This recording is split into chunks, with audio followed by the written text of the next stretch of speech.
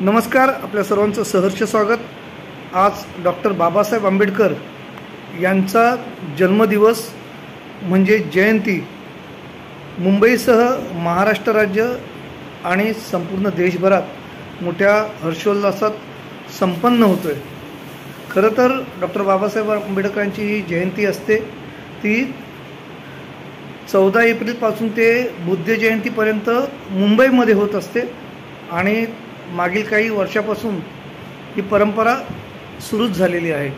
आज आपण आझाद मैदान येथील कम्युनिस्ट पार्टीच्या कार्यालयामध्ये आहोत।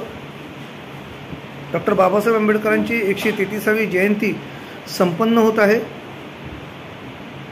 भारतीय राज्यघटनेचे शिल्पकार म्हणून डॉक्टर बाबासाहेब आंबेडकरांची आपल्या देशासह जगभरामध्ये ओळख आहे।